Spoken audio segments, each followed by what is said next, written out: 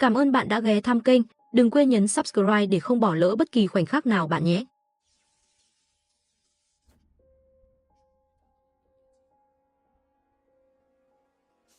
Trước đây, kỹ năng sấm ECC của tôi rất mạnh mẽ, giống như một con ngựa hoang dã, khó kiểm soát, rất khó điều khiển. Còn bây giờ, chỉ cần tụ tập sấm sét lại với nhau thành dạng lỏng, rồi ném ra ngoài, đã đủ để gây ra tổn thương vô cùng kinh khủng. Thôi, vẫn nên đợi đến khi vào khu hoang dã thử sao vậy. Mạch đang mở bảng điều khiển hệ thống của mình. 8.000 tỷ điểm năng lượng, có vẻ như còn hơi xa mới đột phá được cảnh giới tứ quý. Vậy thì, lấy 8.000 tỷ điểm năng lượng này, dùng để cải thiện thành tích chiến đấu trước đã. Đúng vậy, cộng điểm vào sấm sét mà không biến thân, cộng điểm vào quyền pháp. Hiệu trưởng Lăng quan sát kỹ từ trên xuống dưới. Mạch đang bước ra từ phòng huấn luyện, có vẻ hơi mệt mỏi. Đã bước vào cảnh giới kinh doanh rồi, lạ thật. Thể chất của cậu dường như lại mạnh lên một đoạn lớn. May mắn, sau khi lĩnh ngộ được cảnh giới niết, thấy thời gian còn sớm, nên tôi dùng sấm sét tự nhiên trong đó, tu luyện một chút thần sấm bất diệt thân. Kết quả đã đột phá lên tầng thứ 5 của bất diệt thân. Huyết khí cũng tăng lên một đoạn lớn. Thầy của cậu, Dương Trấn Thiên đúng là một thiên tài. Phương pháp thần sấm bất diệt thân mà ông ta sáng chế cũng không giống như các chiến tích lại tầm thường. Tùy thuộc vào cơ sở hình thành bất diệt thân và phẩm chất mưu tinh của hung thú sử dụng. Khó khăn trong tu luyện và sự tiến bộ có sự khác biệt. Cái này tôi không dám đảm bảo, với mưu tinh bạo long cấp 8 của cậu và mưu tinh thú hoàng cấp 9 để tạo ra thần sấm bất diệt thân. Khó khăn tu luyện của cậu chắc chắn sẽ ở cấp độ địa ngục. Vậy mà bây giờ cậu lại nói mình may mắn mà đột phá được. Nếu để những sư huynh của cậu biết, chắc chắn họ sẽ buồn đến mức muốn phun mứu. Lăng Xương không biết dùng từ gì để hình dung. Mạch Đăng, tài năng của cậu đúng là quái dị, quái thai. Tài năng khủng khiếp này khiến Lăng Xương trong lòng cũng nảy sinh một chút lo lắng. Thậm chí ngay cả Lăng Xương cũng bắt đầu cảm thấy lo lắng trong lòng. Có lẽ tôi sinh ra đã thích hợp với việc tu luyện chiến tích này. Nhưng thầy, thật sự ông hiểu biết rất nhiều. Ngay cả chiến tích của thầy tôi mà ông cũng hiểu rõ như lòng bàn tay. Giải thích tường tận, khi cậu đột phá lên đại tông sư cấp 7, cậu sẽ hiểu.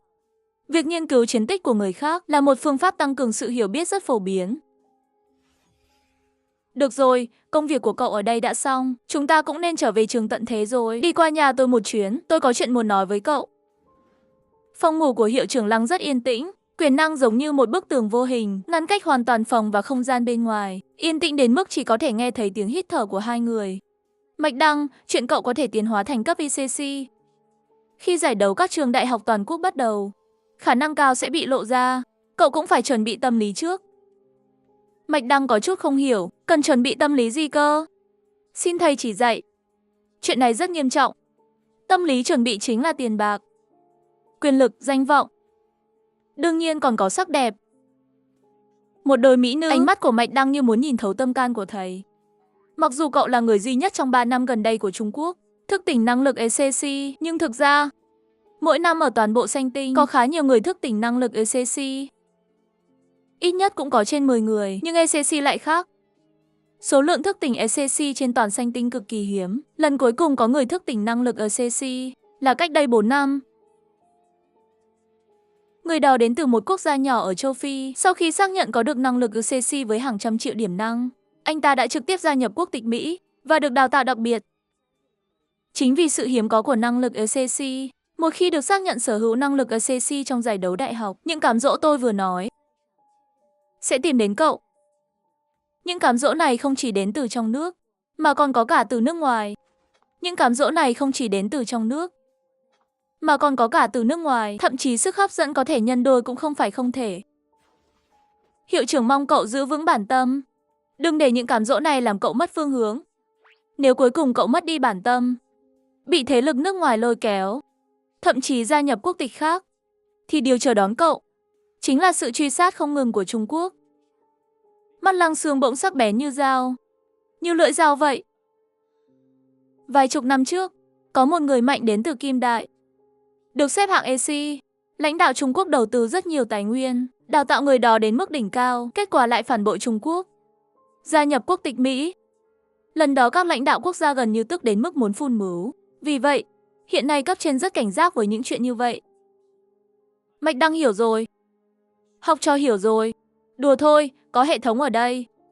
Tôi hoàn toàn không cần lo về tiền bạc hay tài nguyên, về danh lợi, tiền tài, quyền lực tôi không lo lắm. Điều tôi duy nhất lo chính là sắc đẹp. Thế lực nước ngoài sẽ sắp xếp những cô gái được đào tạo đặc biệt, dùng mọi cách để lấy thông tin di truyền của cậu. Những cô gái này thân hình và nhan sắc đều ở mức cực phẩm.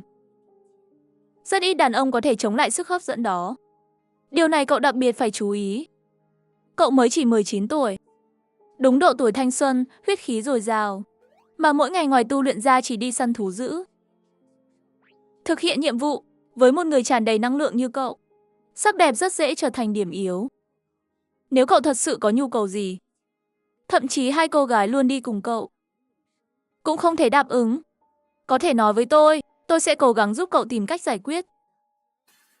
Mạch Đăng suýt nghẹn. Không ngờ, từ miệng của Phó Hiệu trưởng Lăng Xương lạnh lùng, cũng có thể nói ra những lời như vậy.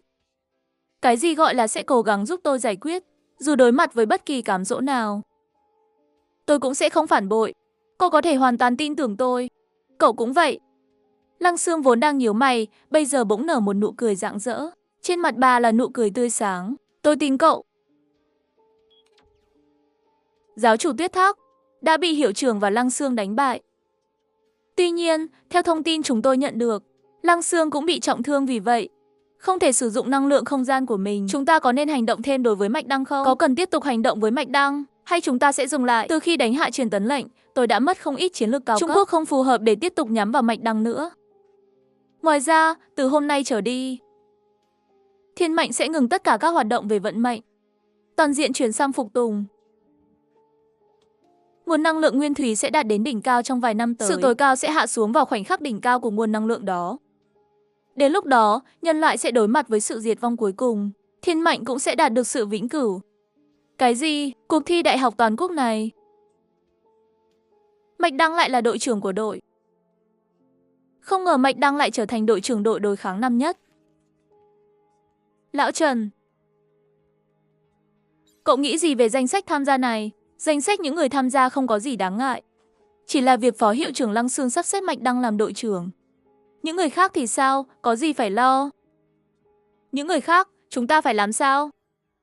Những kỳ tích của Thiên Mệnh mấy lần gần đây và không gian của Lăng Xương đã tạo ra những đóng góp lớn cho học đường. Và năng lực không gian cấp PC của cô ấy quá mạnh mẽ. Thôi, việc Mạch Đăng làm đội trưởng cứ để nó như vậy đi. Cứ để cho cậu ta làm đội trưởng. Phó Hiệu trưởng Lăng Xương đã có sự suy tính của riêng mình. Tôi không có ý kiến gì về việc này. Vậy thì danh sách này sẽ như vậy. Sáng hôm sau, một thông báo đã xuất hiện trên trang chủ của học đường và diễn đàn học sinh. Mạch Đăng lại là đội trưởng. Lúc này, còn vài ngày nữa là khai giảng, nhưng trên sân trường cũng có nhiều học sinh quay lại trường trước đang bàn tán sôi nổi về thông báo Mạch Đăng làm đội trưởng. Việc Mạch Đăng tham gia thi đấu chắc chắn không có vấn đề gì, nhưng để cậu ta làm đội trưởng có phải quá táo bạo không? Mạch Đăng chỉ là một tân sinh viên. Theo tôi thì nên để thầy Lão Trương làm đội trưởng mới là tốt nhất. Đúng đấy, để Mạch Đăng làm đội trưởng trong giải đấu đại học năm sau, tôi tuyệt đối không có ý kiến gì. Nhưng năm nay vẫn nên là thầy Lão Trương, người đứng đầu trường thì mới ổn định hơn. Cậu nghe nói chưa? Trong kỳ nghỉ đông này, thầy đã từ cấp bậc 4 hạ vị thăng cấp lên bậc 4 trung vị rồi. Bậc 4 trung vị thì sao? Em trai của tôi sở hữu năng lực cấp AC, một tay có thể đè ép mọi thứ. Làm đội trưởng không chỉ đơn giản. Chỉ cần một ngón tay của tôi là đủ để nghiền nát một đám tân sinh viên không biết gì. Thật không biết lượng sức mình, quá ngây thơ. Thu Thu, chuyện của người nhà cậu giờ đang rất được bàn tán đấy. Cái gì mà người nhà tôi? Mới chỉ là chưa có gì đâu. Tất nhiên là Thu Thu biết Lý Đông Hiệp đang nói đến Mạch Đăng. Cô không khỏi đỏ mặt. Mấy hôm trước, vào đêm giao thừa, cậu không phải đã đến tìm anh ấy trong cuộc chiến Thunder University rồi sao? Một trai một gái ở cùng một phòng. Cậu không thành công sao? Lần đó tôi đâu có đi một mình. Còn có chị Giang Tuyết đi cùng nữa. Chị Giang Tuyết, bà cô của tôi. Cậu đi Thunder University làm gì? Còn đưa chị ấy theo. Cậu không nhận ra sao? Chị Giang Tuyết cũng có cảm tình với Mạch Đăng đấy. Thấy rõ mà. Chỉ là tôi cảm thấy chị Giang Tuyết rất tốt. Không đưa chị ấy đi, tôi cứ có cảm giác như đang làm việc gì đó xấu. Cảm giác trong chuyện tình cảm là tự tư mà. Cậu muốn có Mạch Đăng thì đương nhiên phải loại Giang Tuyết ra ngoài rồi. Hiểu chứ, không sao đâu. Tôi không ngại cùng chị Giang Tuyết chia sẻ. Lý Đông Hiệp cướp lời, hít một hơi lạnh, không ngờ lại có loại thao tác này. Thu Thu, cậu thật sự rộng lượng quá. Không phải tôi rộng lượng đâu, mà là tôi nghĩ với tốc độ tiến bộ của anh ấy, sau này chắc chắn sẽ không chỉ có một mình tôi. Thà là vậy, còn hơn là tìm một người tôi không quen. Còn như vậy tôi còn dễ chấp nhận hơn một chút. Được rồi, tôi chịu thua. Bây giờ nói những chuyện này vẫn quá sớm. Cả tôi và chị Giang Tuyết, Mạch Đăng đều chưa có ai tiếp nhận cả. Cũng đúng, nhưng dù là cậu hay là chị Giang Tuyết, em là phải nhanh chóng lên rồi đấy. Bây giờ Mạch Đăng chỉ mới nổi tiếng trong phạm 6 của học đường. Sau khi giải đấu đại học kết thúc, có lẽ cả nước, thậm chí toàn thế giới sẽ biết đến sự tồn tại của cậu ấy. Đến lúc đó, có thể sẽ có những cô gái còn xuất sắc hơn các cậu để tiếp cận Mạch Đăng. Thu Thu hơi ngập ngừng, cắn nhẹ môi dưới. Dường như đã quyết định điều gì đó. Quả thật phải nhanh chóng lên rồi. Trong biệt thự, Mạch Đăng và thầy hướng dẫn Dương Trấn Thiên đang ngồi đó, tán gẫu về những trải nghiệm trong kỳ nghỉ đông. Cậu làm việc trong Thunder University rất tốt. Gặp loại người như vậy, phải ra tay ngay. Nếu cứ nghĩ giữ lại một chút, chỉ có thể mang đến phiền toái lớn hơn thôi. Cũng nhờ có thầy bảo vệ tôi mới dám làm như vậy. Còn có sự trợ giúp của hiệu trưởng Lăng, tôi mới dám hành động. Bảo vệ thì chính là để sử dụng. Cũng không có gì. Nhưng mà sự giúp đỡ của hiệu trưởng Lăng, cậu thực sự phải báo đáp thật tốt. Cô ấy, vị đại sư Ba Kỳ này, để bảo vệ đã tiêu tốn không ít tâm sức. Lần này, giáo phái Thiên Mệnh cử đại giám mục Ba Kỳ Hồng. Cũng nhờ có ông ấy mà mọi chuyện mới ổn. Nếu không, hậu quả khó mà tưởng tượng được. Mạch Đăng, tôi đã yêu cầu trường cử cậu làm đội trưởng cho giải đấu đại học lần này rồi. Theo quan sát của tôi, lần này để cậu dẫn dắt học đường giành lấy vị trí đầu, chắc chắn không thành vấn đề đúng không? Nhưng tất cả những chuyện này không quan trọng. Tôi tin tưởng cậu. Thầy, hiệu trưởng Lăng đã gây áp lực cho tôi, để tôi làm đội trưởng giải đấu đại học lần này. Mạch Đăng, bây giờ thực lực thực sự của cậu ở cấp 3 giới là khoảng bao nhiêu? Trong trạng thái bình thường, cậu là đỉnh phong cấp 4, gần bằng một dị năng giả cấp 5 giới. Có thể chiến đấu với họ mà không vấn đề gì. Thực lực ban đầu chưa mạnh như vậy, nhưng may mắn là tôi đã gặp cơ hội tốt. Ở trong Thunder University, tôi đã tăng cường, đã tăng các thân thể bất diệt lên tầng thứ 5. Không trách được, tôi thấy khí huyết của cậu tràn đầy như vậy. Nhưng mà cậu làm đội trưởng trong hoàn cảnh này sẽ gặp không ít dư luận trong trường. Những dư luận này thì không ảnh hưởng đến cậu. Nhưng với hiệu trưởng Lăng thì chưa chắc. Cô ấy mới vào trường chỉ 3 năm. Đây là lần đầu tiên cô ấy xử lý chuyện trong trường. Là một phó hiệu trưởng chỉ mới 3 năm, cô ấy càng phải chú ý nhiều hơn. Nếu có cơ hội, cậu vẫn nên nhanh chóng thể hiện thực lực của mình, để mọi người trong học đường đều biết rằng quyết định của hiệu trưởng Lăng là đúng. Mạch Đăng nhíu mày nhẹ. Nếu có ảnh hưởng đến hiệu trưởng Lăng, vậy tôi phải làm thế nào để thể hiện thực lực? Rất đơn giản, trường chúng ta có bảng xếp hạng thực lực. Vị trí số 1 chính là người mạnh nhất. Cậu chỉ cần thay thế vị trí của họ là được. Mạch Đăng ánh mắt kiên định. Được rồi, thầy. Tôi sẽ làm ngay. Tôi sẽ đi thử thách ngay. Bắt đầu thử thách. Tôi muốn thử thách bảng chiến lược ảo. Mạch Đăng nói. Anh ta thật sự tới thử thách bảng chiến lược ảo sao? Trước đây bảng chiến lược này không có tên của anh ta. Chúng ta đợi một chút rồi sẽ rõ thôi. Ai là người mạnh nhất? Sẽ là một cuộc so tài giữa Mạch Đăng và người đứng đầu năm cuối, Khổng Thạch. Trường có tổng cộng hơn 4.200 sinh viên. Tôi đứng thứ 4.123. Chào, tôi muốn tham gia thử thách chiến lược ảo. Tôi phải làm gì? Nữ phục vụ nhìn thấy Mạch Đăng với vẻ ngoài điển trai, cười tươi nói. Để tham gia chiến lược ảo, trước tiên cần thu thập thông tin về thành tích. Chắc là đây là lần đầu cậu tham gia đúng không? Để tôi dẫn cậu đi làm thủ tục nhé. Cảm ơn, phiền cô rồi. Mạch Đăng theo sau phục vụ, giữa ánh mắt và lời bàn tán của mọi người. Mạch Đăng theo sau nữ phục vụ đến trước một chiếc khoang di chuyển ảo. Không gian nào sẽ dựa trên cấp độ và sức mạnh cơ thể của bạn để mô phỏng hình dáng tương tự. Sau khi vào, chỉ cần sử dụng một chút năng lực chiến đấu của bạn, thiết bị sẽ xác nhận rằng bạn thực sự có khả năng thực hiện chiến tích đó. Năng lực của bạn cùng với chiến tích bạn đã đạt được sẽ được ghi lại. Chiếc thiết bị này là thiết bị điều khiển, bạn chỉ cần quẹt thẻ sinh viên là có thể sử dụng. Cảm ơn. Chào mừng học viên cấp 214. Nữ phục vụ bên cạnh Mạch Đăng bất ngờ ngạc nhiên. Học viên cấp EC, tôi làm việc ở đây đã 2-3 năm rồi, mới lần đầu gặp phải trường hợp như vậy. Đây là chiếc khoang di chuyển ảo duy nhất của chúng tôi. Trong tòa nhà này, chỉ có EC đến Lê Vân học viên mới có thể sử dụng, có thể trải nghiệm hiệu ứng ảo chân thật nhất. Nữ phục vụ cung kính giải thích về việc phân cấp rõ ràng của học đường. Quả nhiên, học đường thực sự phân chia cấp bậc rất rõ ràng. Đãi ngộ của các cấp bậc hoàn toàn khác biệt. Tôi thích thế. Cấp EC chuyên dụng thật sự ảo đến vậy sao? Có người bạn của tôi muốn thử ở ký túc xá. Giữa ánh mắt ngưỡng mộ của mọi người, Mạch Đăng từ từ bước vào khoang. Đang quét dữ liệu về sức mạnh cơ thể và năng lực dị năng. Quét xong. Kiểm tra kết nối thần kinh cũng hoàn tất. Bắt đầu vào không gian nào. Sau một loạt âm thanh thông báo, Mạch Đăng cảm thấy mơ hồ, rồi anh ta đã xuất hiện trước một cánh cửa lớn. Chào mừng học viên cấp AC Mạch Đăng tham gia thử thách ảo. Bạn là Tiểu Ý Vân, không hổ là dị năng cấp AC. Thông minh thật, tôi nhớ bạn không phải là một cô bé sao? Sao giờ lại trưởng thành rồi? Hình thái cô bé tiết kiệm năng lượng tính toán nhất. Vì bạn là học viên cấp AC, nên tôi đã đặc biệt phân bổ cho bạn 1% năng lượng tính toán, để mô phỏng không gian ảo chân thật hơn. Nên tôi đã chuyển sang dạng người lớn. À, mà các bạn trí tuệ nhân tạo có giới tính không? Không, tôi chỉ thích hình dạng này thôi. Làm sao, hình dạng này không đủ làm bạn hài lòng sao? Bạn không muốn tôi biến thành nam rồi chứ? Tiểu Ý Vân khoanh tay trước ngực, giận dữ nói. Hứ, đừng, thế này là tốt rồi. Biết ngay mấy cậu con trai thích con gái mà. Mặc dù là một cô bé, nhưng lại cứ biến thành thế này. Cậu cần vũ khí gì? Chọn xong rồi thì đi qua và chiến thôi. Cứ đưa tôi cái gì đó đi. Một cây giáo tầm 1000 kg là được. Được rồi, cây giáo đã được mô phỏng xong. Hiện tại người đứng đầu là Khổng Thạch, với chiến lực 500.000. Chuẩn bị bắt đầu leo lên bảng nhé. Yên tâm, đầu bảng sẽ là của tôi ngay thôi. Chưa chắc đâu. 500.000 chiến lực. Không lạ gì khi họ cho rằng Khổng Thạch mạnh hơn tôi. Chênh lệch chiến lực thực sự quá lớn. Nhưng mà để chứng minh quyết định của hiệu trưởng Linh là đúng. Điện quang gió bão phá.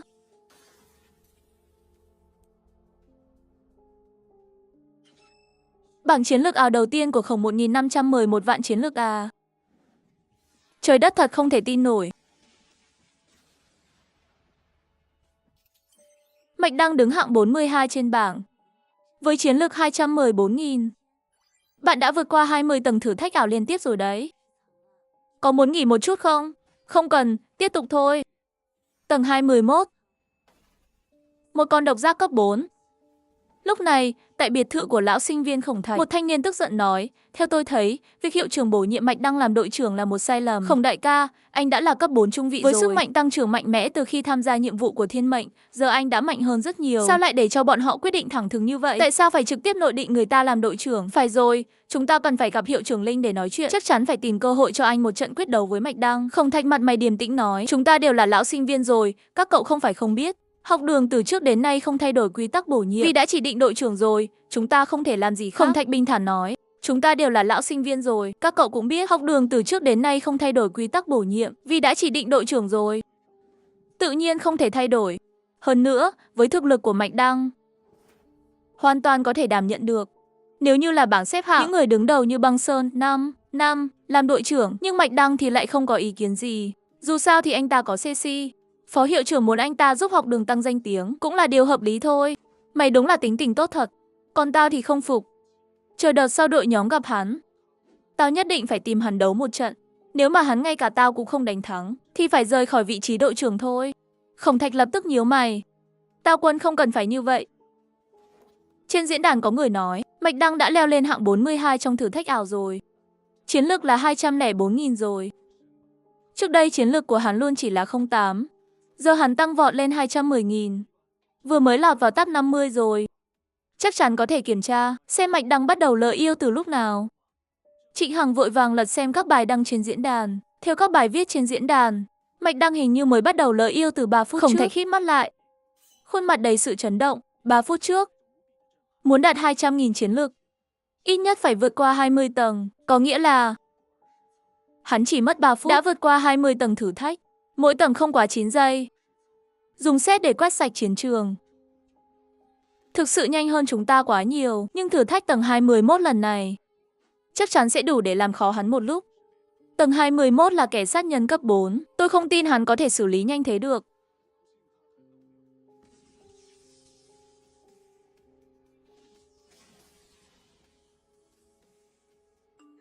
Chi hết thật, nhanh vậy mà cũng xong rồi.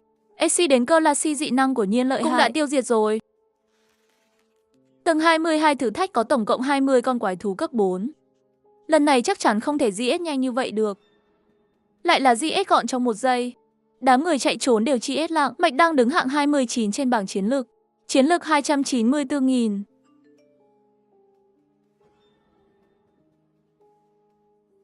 Đây là loại biến thái gì vậy? Con địa long giác trụ nặng 4 cân tầng 23 cũng bị diệt trong chớp mắt. Con địa long giác trụ này thuộc loại hung long. Tuy ta cũng có thể giết, nhưng phải dây dưa, đánh hơn nửa tiếng mới được. Sao có thể như hắn? Giống như đang xử lý một con hung thú yếu ớt nào đó. Chỉ vài giây là hạ gục. Khổng Thất cũng sững sờ. Tên Mạch Đăng này, em là còn mạnh hơn ta tưởng rất nhiều. Ngoài Khổng Thất ra, ở học đường cũng có không ít người chú ý chiến lược của Mạch Đăng. Trời ơi, mới chưa đầy 4 phút.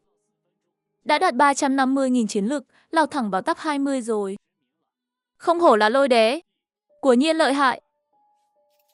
Này, SC cấp kia, giờ trên diễn đàn toàn bài viết về ngươi. Họ nói tốc độ vượt ải của ngươi nhanh kinh khủng. SCC cấp của ta cũng có thể đối phó đi ghê hung thú. Vốn dĩ là GS gọn, nhanh chút cũng chẳng lạ. Nhìn Tiểu Ý Vân đang lướt màn hình kia, Mạch Đăng kỳ quái hỏi. Nói mới nhớ, là trí tuệ nhân tạo. Tất cả thông tin đều trong tay ngươi. Sao còn phải lướt màn hình? Ta là trí tuệ nhân tạo nhân hóa. Mọi hành sáu, tự nhiên đều giống thói quen của nhân loại các ngươi. Từ lúc Thất Luyến xuất hiện đến bây giờ, ta thật sự không tài nào nhìn từ hành sáu của Tiểu Ý Vân cảm nhận được dù chỉ một chút, giọng điệu và biểu cảm đều giống người thật. Hê bao giờ ta cũng có thể có một trí tuệ nhân tạo đỉnh cấp thuộc về riêng mình thì tốt biết mấy hừ, đúng là chán thật. Thế mà toàn GS trong chớp mắt. Tầng 23 Thất Luyến người cũng vượt rồi. Nghỉ 1 phút hay tiếp tục Thất Luyến đây? Không nghỉ, tiếp tục Thất Luyến. Vào tầng 3, lên cấp, lôi kỵ tái của ta đủ duy trì gần 1 giờ. Ta muốn một hơi, leo thẳng lên đỉnh bảng chiến lược. Được rồi, bắt đầu thử thách tầng 24. Lần này có đến 5 con. Địa long giáp trụ cấp 4, trung vị đấy. SCC tập trung thiên thần báo động. Trong phạm 6 năm 10 mét, cả 5 con địa long giáp trụ đều bị nuốt chửng. Mạch Đăng khóe miệng nở một nụ cười. Đây chính là lôi điện hấp dẫn năng, mạnh mẽ mà cũng đáng sợ. Chúc mừng EC cấp vượt qua thử thách tầng 24. Chiến lược vượt qua 400.000. Lao thẳng vào top 8 bảng chiến lược. Tên nhóc này mới chỉ cấp 3. Đã có sức phá hoại lớn đến vậy. Khi vào đến cấp 8 đại tông sư, chỉ cần bộc phát một lần, có lẽ sẽ phá hủy một thành phố rộng. Diện tích lên tới hàng chục km. Đây là thứ mà người có năng lực tăng cường, không thể nào đạt được tốc độ GS chóc như vậy.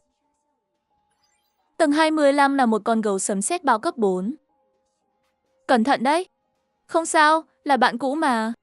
Giờ ta đang muốn thử xem, liệu có thể một đấm GS nó không? Nếu Tiểu Ý Vân vượt qua tầng 25 thử thách, chiến lược của ta sẽ đạt bao nhiêu? Từ hạng 2 đến hạng 7 trên bảng chiến lược, đều bị kẹt lại ở tầng 25 thử thách. Chỉ có Khổng Thất bỏ ra nửa giờ mới thành công vượt ải. Nếu ngươi vượt qua, chiến lược sẽ tăng lên trên 500.000. Ngoài ra, nếu thời gian vượt ải dưới nửa giờ của Khổng Thất, người sẽ thay thế hắn, trở thành người đứng đầu. Khổng Thất đã mất nửa giờ sao? Ta hiểu rồi. Mạch Đăng hít một hơi thật sâu, lôi điện bao phủ toàn thân, hình thành một bộ giáp lôi điện dạng lỏng. Chiến lực 510.000, Lôi Đế đã leo lên vị trí đầu bảng. Hắc Tử lên tiếng. Ta đã biết, Lôi Đế thực lực chắc chắn mạnh hơn Khổng Thất.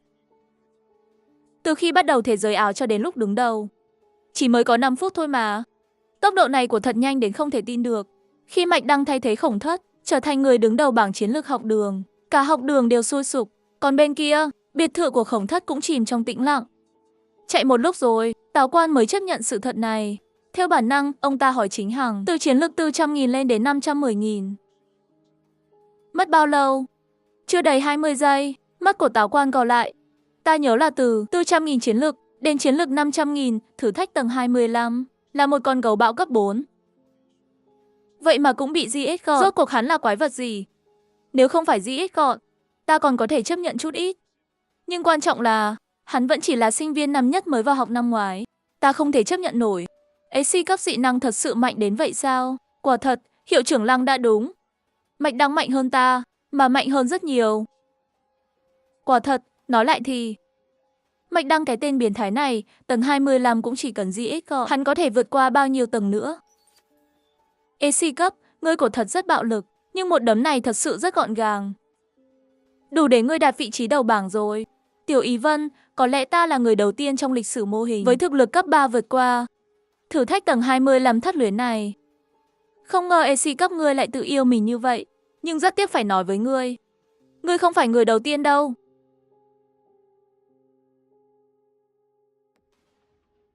Của thật là cường giả cấp 5. Địa lang hắc sói. Ngươi vẫn còn quá yếu. Lôi thần chỉ thị.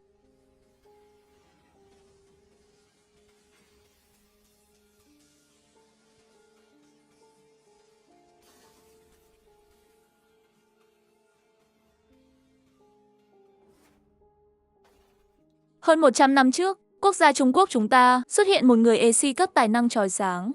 Cùng người có dị năng thức tỉnh, hắn tên là Tiền Lương, hắn cũng chỉ với thực lực cấp 3. Vượt qua thử thách tầng 25. Chỉ có điều ngươi là lôi hệ điện, còn hắn là hệ cường hóa, nên ngươi vẫn chưa phải là người đứng đầu, vượt qua thử thách với thực lực 3 cấp. Tiền Lương, cái tên này ta có nghe qua trong lớp học.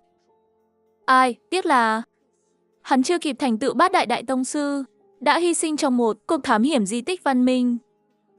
Nếu không chi hết đi, hắn chắc hẳn đã là một trong những người mạnh nhất trong cả vương quốc Lam Tâm rồi.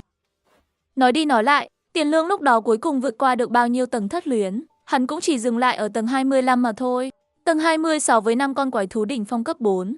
Hắn chỉ giết được 3 con rồi thất bại. Hóa ra là vậy, xem ra kỷ lục của hắn sẽ bị ta phá vỡ rồi. Thật sao? Để ta xem người phá vỡ kỷ lục như thế nào. Thử thách tầng 26 bắt đầu. Ngay khi gấu bão xuất hiện, nó đã triệu hồi những cơn bão lôi điện màu xanh nhạt. 5 con gấu báo cấp 4 này cũng không khác gì một con gấu bão từ các phương hướng khác nhau theo những cơn bão lôi điện tấn công Mạch Đăng. Lần này chúng còn tấn công tách rời, lần này cũng học khôn rồi. Lôi thần nhân. Lôi điện vàng cùng bạo, kèm theo những sóng năng lượng mạnh mẽ, khuấy động không gian, mặt đất rung chuyển, gấu bão bị lôi điện vàng nuốt chửng. Hơn 30 giây sau, lôi điện vàng mới từ từ tán đi. Xử lý xong, của thật là AC cấp đỉnh cao. Thành tích này trực tiếp tiêu tốn ngày mồng 1 tháng 4 dị năng của ta.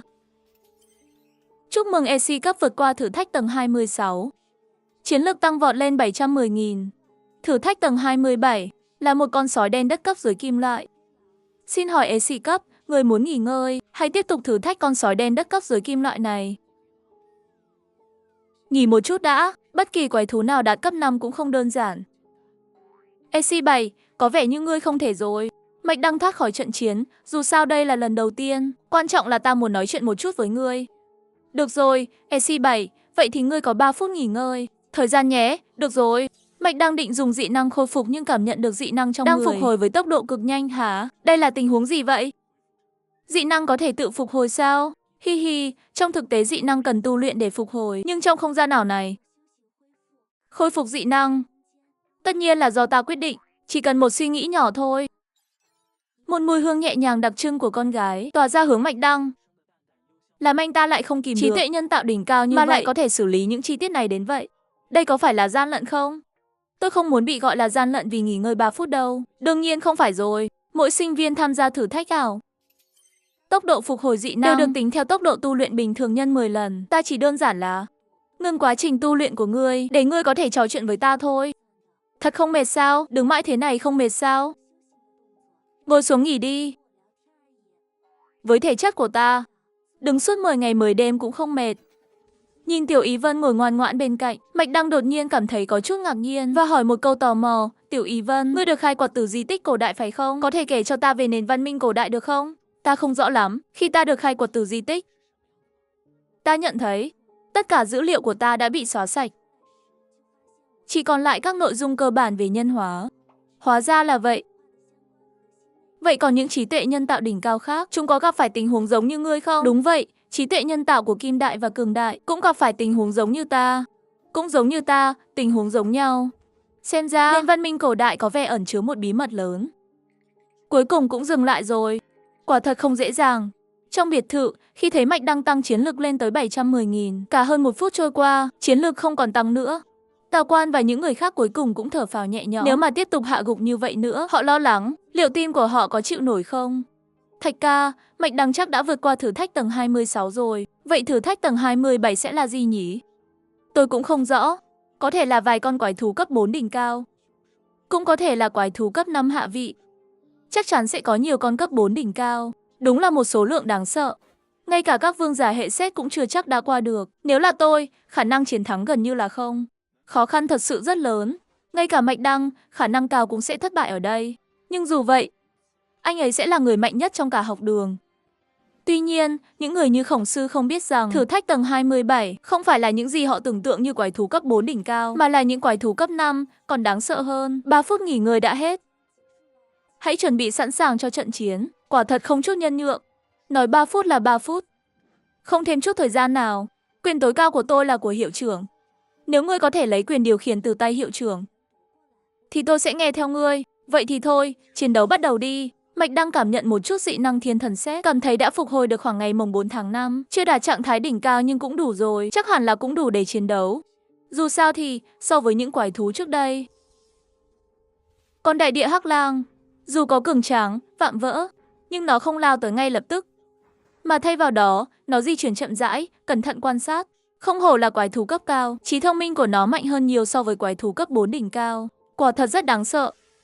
Vẫn còn tinh thần thế này sao? Vậy thì để tôi cho ngươi xem cho đã.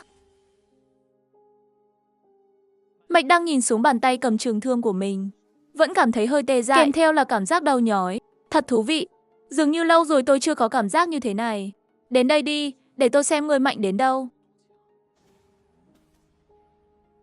Lôi điện xé gió. Không tốt, sinh lực mạnh mẽ. Đề kháng cao, khả năng chống lại cũng mạnh mẽ đáng sợ. Lôi vương và công kích từ thiên thần lôi dường như không có tác dụng với hắn. Đối với hắn, dường như chẳng có ích gì mấy. Tiếp tục đi, thiên lôi bất diệt thân. Tầng thứ 5 đã ban cho Mạch Đăng một thân thể mạnh mẽ như quái thú. Vết thương chỉ sâu khoảng 1 mm trên cơ thể, chỉ trong nháy mắt đã phục hồi như chưa từng có. Đương nhiên, điều này cũng liên quan đến Mạch Đăng khi tạo nền tảng đã sử dụng lôi thần cấp 8 hạ vị, mứu rồng bạo lôi và sau này hấp thụ mứu của thú hoàng cấp 9 với lôi thần bất diệt thân tầng 5. Chắc chắn không có khả năng hồi phục mạnh mẽ như thế này. Nhưng trên không trung, Tiểu Ý Vân đang tò mò quan sát cảnh tượng dưới đây. EC đến GZ lần này của thật rất mạnh đấy. Ngay cả những người ECC với dị năng trong ký ức của tôi cũng không thể có chiến lược khủng khiếp như vậy khi ở cấp 3. Đúng là một người tài ba. Trong cơ sở dữ liệu đã lưu trữ hàng trăm năm của tôi, anh ấy chính là người đầu tiên. Không đúng, một vài mảnh ký ức mơ hồ đang dần hiện ra trong cơ sở dữ liệu khổng lồ của tôi trong thời đại văn minh cổ đại. Hình như cũng có người tiến hóa nhanh như vậy. Dạo gần đây, những mảnh ký ức về thời cổ đại luôn xuất hiện trong đầu tôi. Thôi, không nghĩ nữa. Quá khứ cứ để nó qua đi. Dù sao thì trong thời đại này, Mạch Đăng là người đầu tiên. Mạch Đăng đứng vững, tay cầm thương, hồn hển thở. Bên cạnh, con đại địa hắc lang đầy thương tích cũng khó khăn đứng lên. Cả hai đều đứng vững một cách khó nhọc, cuối cùng cũng đứng vững. Mỗi đòn tấn công của bọn họ đều mạnh mẽ. Lôi thần chỉ.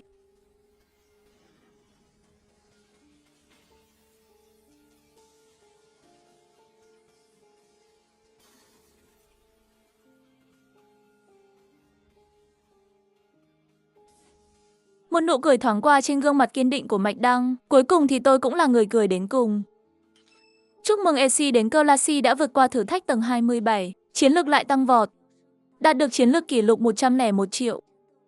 Mạch Đăng có chút bất ngờ. Chiến lực của tôi lại tăng mạnh đến vậy sao? Tôi tưởng tối đa cũng chỉ tăng khoảng 200.000 chiến lực thôi.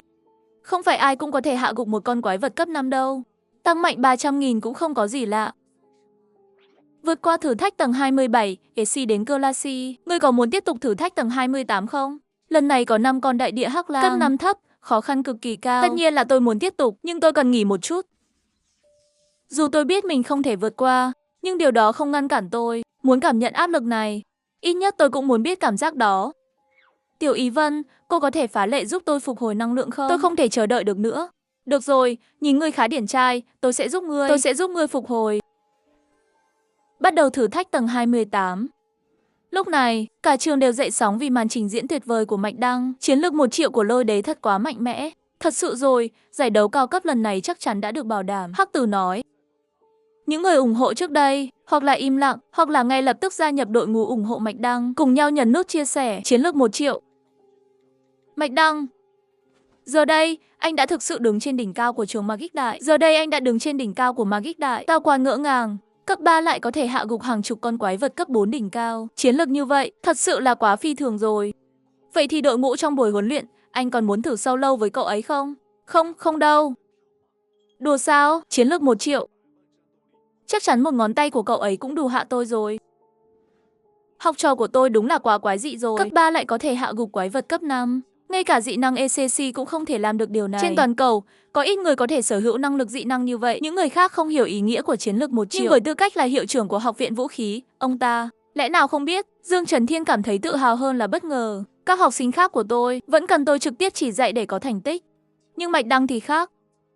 Chỉ cần đưa cho cậu ấy bí kíp chiến đấu, cậu ấy không cần dạy bảo đặc biệt gì. Cậu ấy có thể tự học ngay lập tức. Ly Trần Thiên không khỏi nhớ lại kỳ nghỉ đông trước đó. Người bạn cũ phụ trách dạy Mạch Đăng kỹ năng lôi thần chỉ ở lại đây chưa đầy 1 tuần.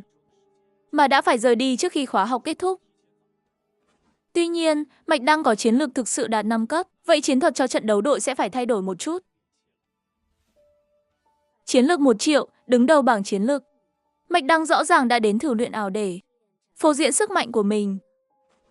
Cậu ta đúng là có chủ ý đấy. Cách Mạch Đăng làm việc khiến Phó Hiệu trưởng Lăng với gương mặt lạnh lùng, quyến rũ, không thể không lộ ra một nụ cười nhẹ. AC đến Classy, bạn đã thất bại ở tầng 28 thử thách. Thất bại cũng là điều đã được dự đoán. Tuy nhiên, cảm giác chi S này lại rất kỳ lạ. Cái chi S trong thử luyện ảo chỉ là việc vô hiệu hóa cảm giác của bạn mà thôi. Ý thức thực sự vẫn còn đó. Dĩ nhiên, tôi cũng có thể khiến bạn trải nghiệm cái chi S thật sự. À, tôi hiểu rồi. Vậy có cảm giác nào khác mà tôi có thể trải nghiệm không? Không thể, mà nói lại. Tầng 28 thất bại, tầng 29 thất bại là gì nhỉ? Lẽ ra, trước khi bạn không qua được tầng 28 thất bại, tôi không thể nói cho bạn biết. Nhưng ai bảo bạn là AC đến Classy chứ? Tầng 29 thử thách là một con đại địa hắc lang cấp 5 trùng vị. Tầng 30 là 5 con quái vật cấp 5 trùng vị. Hiện nay, thử thách ảo. Tầng 30 là tầng cuối cùng. Sau tầng 30, không còn tầng nào nữa. Tầng 30 là giới hạn. Ngắn thế, bạn nghĩ ai cũng có thể kỳ lạ như bạn sao? Có thể đạt được như bạn lúc năm nhất sao? Thế mà lại có thể trở thành một dị năng giả cấp 3 chưa hoàn thiện. Phương pháp rèn luyện dị năng và bảo đảm thiên tài, dù có thể tăng tốc độ tu luyện trong một mức độ nhất định, nhưng cũng sẽ đem lại nguy cơ tiềm ẩn cho cơ thể. Những nguy cơ này sẽ trở thành nút thắt trong việc đột phá lên cấp cao sau này. Học sinh của chúng ta ở học đường có lòng kiêu hãnh riêng, không muốn tiêu hao tiềm năng tương lai, chỉ để đổi lấy sự tăng trưởng tạm thời. Vì vậy, rất ít người dùng thuốc kỳ diệu để tăng tốc độ thăng cấp nhanh chóng. Về phương pháp rèn luyện dị năng có ảnh hưởng đến tốc độ thăng cấp. Mọi người đều dùng phương pháp rèn luyện hàng đầu, vì thế không thể tạo ra khoảng cách quá lớn. Vì vậy, khi tốt nghiệp năm thứ 4, cấp bậc cao nhất, thường chỉ đạt được cấp 3 trung vị. Mà 5 con quái vật cấp 5 trung vị ở tầng 30 thử luyện ảo chắc chắn là không thể chiến thắng được. Vì vậy, không cần thiết phải thiết lập thêm tầng thử thách cao hơn. Mạch Đăng, xem ra bạn sẽ phải tăng thêm số tầng thử thách trong thế giới ảo rồi. Đến lúc đó, có lẽ tôi còn không đủ sức để giết bạn nữa. Khi SC đến Classy hoàn thành thử thách, chúng ta sẽ bàn về tầng 30 thử thách sau. Chiến lược bảng xếp hạng nhất. Mỗi quý, bạn sẽ nhận được phần thưởng cố định là 2.000 tín chỉ. Phần thưởng đã được truyền vào tài khoản học sinh của bạn. Khi bạn trở về, nhớ kiểm tra nhé. Ngoài ra, khi kết thúc thử luyện ảo, tính toán của tôi cũng sẽ phải phân phối sang nơi khác. Đi rồi, SC đến Classy, chúng ta sẽ gặp lại vào lần sau. Tạm biệt, Tiểu Ý Vân. Cái cảm giác chi trong thử thách ảo, ngoài cảm giác chi không quá chân thật, thì không gian ảo này hầu như giống hệt với thế giới thực. Mạch Đăng, chúc mừng bạn đã đạt hạng nhất trong bảng chiến lược. Cũng chỉ là thao tác thường xuyên thôi mà. Đừng quá ngạc nhiên, lần trước ở lôi thần bí cảnh, không phải đã nói là sẽ tìm bạn đấu một trận sau khi trở về sao? Sao rồi, chiều có rảnh không? Hay là thử đấu mấy trận xem? Bạn còn chưa bị đánh đủ sao? Đúng rồi, có bản lĩnh thì cứ đánh tôi đi. Là nửa tháng không gặp thôi mà. Có vẻ bạn đã quên ở lôi thần bí cảnh. Với Giang và học giới, cả hai đều bị tôi xử lý ngay lúc đó rồi. Có thể đấu nhé, nhưng phải đợi đến tối mới được. Được rồi, vậy tối tôi sẽ đến tìm bạn. Với khuôn mặt trái xoan trắng nõn, tinh khiết, thoáng qua một tia khó nhận thấy dưới chân. Giải đấu đại học là thi đấu theo đội. Điều phiền phức là sự phối hợp giữa chúng tôi. Một khi đã là phối hợp, đội trưởng chính là trung tâm của cả đội. Mạch Đăng, vào đi. Chào đội trưởng, chào đội trưởng. Chào đội trưởng, chào đội trưởng. Chào đội trưởng. Với Mạch Đăng, đội trưởng mới tinh của Đại Nghĩa, những người đã là sinh viên lâu năm, đương nhiên có chút không vui. Nhưng đáng tiếc, giờ Mạch Đăng đã chiếm lĩnh bảng xếp hạng sức mạnh ảo. Với tiếng gọi đội trưởng này, họ đành tâm phục khẩu phục. Dù Lôi Đại tôn trọng sức mạnh, nhưng Mạch Đăng cũng không tỏ vẻ kiêu căng. Chào các anh chị khóa trên.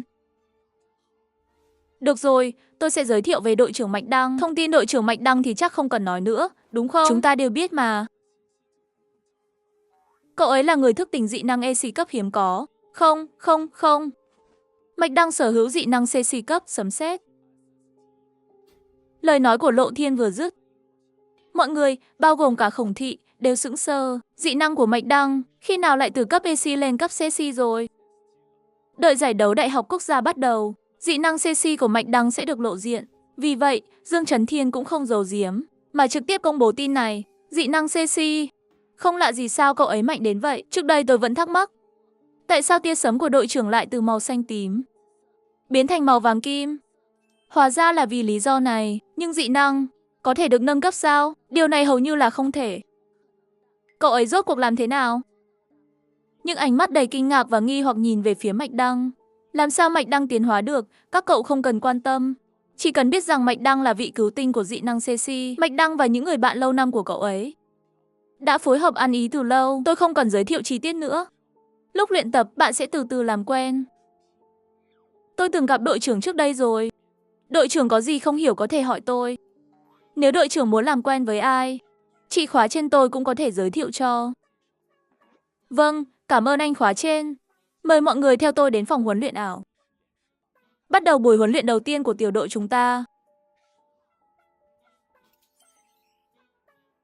Khổng Thất, vị trí quán quân bảng chiến lược của cậu mất rồi.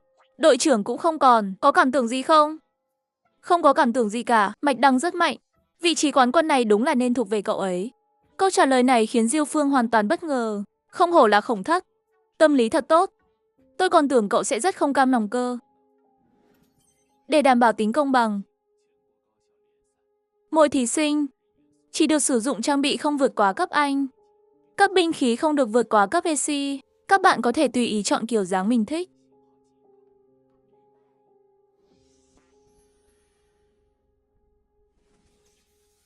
Lần này dùng tạm cây súng hot rực này đi, lần sau tiếp tục. Tôi có thể đưa dữ liệu của cây Liêu Vân Kim Phong Thương cho Lộ nhập vào. Giải đấu Đại học Quốc gia, mỗi trường có tổng cộng 8 thành viên dự thi. Trong đó có 5 thành viên chính thức, 3 thành viên dự bị.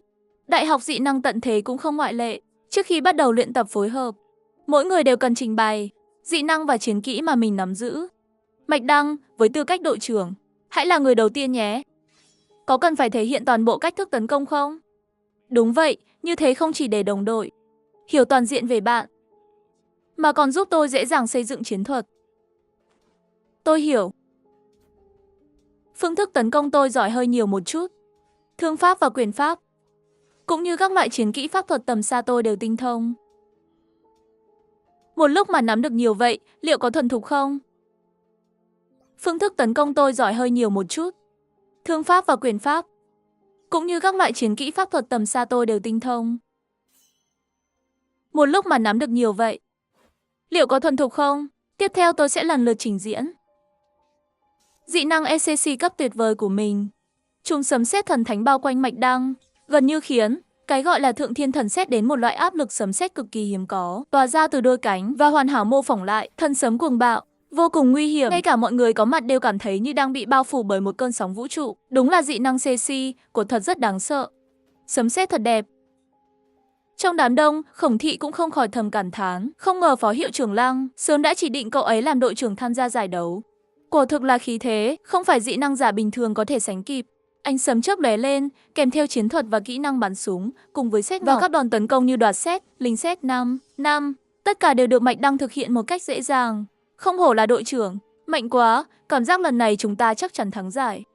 Cũng không biết liệu dị năng hỗ trợ của tôi có thể gia tăng sức mạnh cho đội trưởng được bao nhiêu.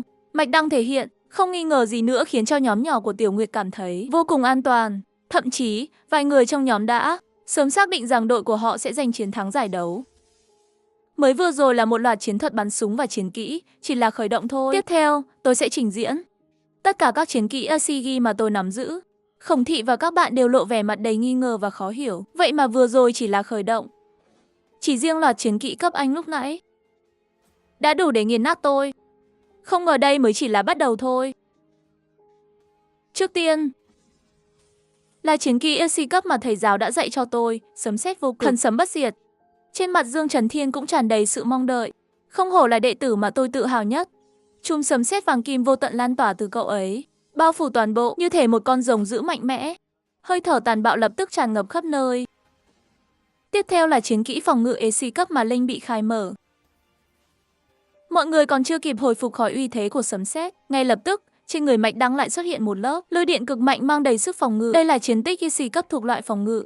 Lôi điện hấp dẫn người có năng lực, chẳng phải nên ưu tiên học chiến tích tấn công sao? Học chiến tích phòng ngự để làm gì? Táo Quan có chút không hiểu. Đúng vậy, tác dụng quan trọng nhất của chiến tích là phóng đại ưu thế của bản thân năng lực. Ví dụ, với chúng ta, những người sở hữu năng lực phụ trợ, nếu đi học chiến tích phép thuật, mặc dù cũng đạt được thành tựu nhất định, nhưng dù sao cũng không thể sánh được với những người năng lực tăng cường. Còn nếu học chiến tích phụ trợ, thì sẽ đạt được hiệu quả gấp đôi mà công sức chỉ bằng một nửa. Mọi người đều lộ vẻ mặt nghi hoặc. Ngay lúc này, tiếng của Mạch Đăng lại vang lên phía trước. Ngoài ra, đây là chiến tích phép thuật EC cấp loại tấn công từ xa, phép thuật lôi điện. Trên không trung, một tia lôi điện cực kỳ dữ dội và to lớn đột ngột xuất hiện, lộ ra cho đến khi tia lôi đánh xuống đất tạo ra một hố sâu. Lôi sinh đình trệ mới bắt đầu lan tỏa với năng lượng khủng khiếp, cuộn sóng không ngừng. Lại là một chiến tích EC cấp, mà còn là chiến tích phép thuật. Công sư và mọi người đều ngây ra tại chỗ. Tốt thật, mới vừa nói chiến tích phòng ngự không phù hợp với lôi điện, vậy mà quay lại xuất hiện chiến tích EC cấp lôi điện đơn thể. Đánh GS, hơn nữa, đây là chiến tích EC cấp thứ 3 mà Mạch Đăng thể hiện. Chắc chắn rồi, chiến tích EC cấp có dễ học vậy sao? Lôi thần cây mạnh mẽ quá. Anh ta có thể cảm nhận được, dù mở ra năng lực yêu nghiệt mướu hồ ly của mình, trong lôi điện này cũng chỉ có thể bị tiêu diệt trong một chớp mắt, thậm chí có thể không kịp để lại toàn thây. Minh tỷ, chị không phải đã quen biết Mạch Đăng từ lâu rồi sao? Sao trông có vẻ cũng không biết những chiến tích này của anh ấy? Tôi chỉ là gặp qua Mạch Đăng vài lần vào kỳ cuối kỳ trước, do Diêu Phương giới thiệu. Cũng không thân quen lắm. Cũng không biết anh ta nắm giữ những chiến tích này. Còn nữa, người có năng lực bình thường thì sao? Thường không để lộ hết mọi quân bài của mình, chỉ khi tham gia thi đấu đồng đội mới cần phải như vậy. Nếu không, chúng ta chắc chắn không biết Mạch Đăng lại nắm giữ nhiều chiến tích như vậy. Những chiến tích mạnh mẽ đến mức khó tin. Phép thuật lôi điện đơn thể có sát thương cao nhất, nhưng vẫn chưa phải là chiến tích mạnh nhất mà tôi sở hữu. Anh ta còn có chiến tích mạnh nhất mà tôi nắm giữ. Chiến tích EC cấp đỉnh cao, lôi âm, lôi điện vàng bạo phát như sóng thần, cuồn cuộn dâng lên, đánh tan mặt đất. Dung chuyển điên cuồng, phải mất hơn 10 giây, lôi điện vàng cùng bạo mới dần dần biến mất. Nếu áp dụng vào người có năng lực bền bỉ, cái này là loại công kích mà người có năng lực 3 cấp còn chưa thể phát ra. Thân Đông Linh mở môi nhỏ hồng, nhẹ nhàng há miệng, cô ta thậm chí cảm thấy ngay cả những người sở hữu năng lực cấp 5 cũng không thể có được sức mạnh công kích như vậy. Dương Chấn Thiên bên cạnh cũng có vẻ ngạc nhiên với sức mạnh của chiến tích này. Hiệu trưởng, mặt đất trong không gian ảo này được xây dựng với độ cứng theo mức độ nào vậy? Lần này, mặt đất được xây dựng theo độ cứng của hợp kim ngẫu nhiên.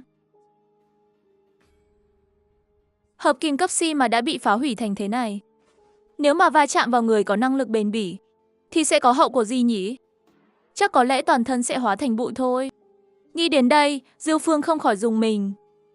Táo Quan bên cạnh thì lại vui mừng. Chiến thần lôi điện của đội trưởng chỉ là kỹ năng công kích nhóm thôi mà. Đến lúc thi đấu đồng đội, chỉ cần sử dụng một lần, chúng ta chẳng cần ra tay cũng có thể đánh bại đối thủ. Một mình đội trưởng đã giải quyết hết trận đấu. Vậy chúng ta còn cần làm gì? Ôi giời, cũng đúng thật đấy. Đợi đến lúc thi đấu đồng đội, có thể để đội trưởng thu lại một chút được không? Dương Chấn Thiên vô vọng lắc đầu. Thu lại thì không thể đâu. Các cậu nhanh chóng ra tay đánh bại đối thủ đi. Nếu không, đội trưởng sẽ không có cơ hội ra tay đâu. Dù sao các cậu cũng đừng quá tự mãn. Năm ngoái, đội ma vương chúng ta đã thua đội thần. Sức mạnh của họ không thể coi thường. Được rồi, đây là tất cả những chiến tích tôi đã nắm giữ. Mạch Đăng rời khỏi lôi cảnh đài, bước đi với nhịp chân vững vàng, tiến về phía đội. Cuối cùng cũng kết thúc rồi, mới nay tôi suýt nữa tưởng đội trưởng còn phải lấy ra một chiêu chiến tích CC cấp. Tôi nghĩ nếu không có giới hạn cấp bậc, đội trưởng chắc chắn đã học được chiến tích CC cấp từ lâu rồi. Chiến tích của đội trưởng đã được trình diễn xong, tiếp theo là phó đội trưởng Khổng Sư.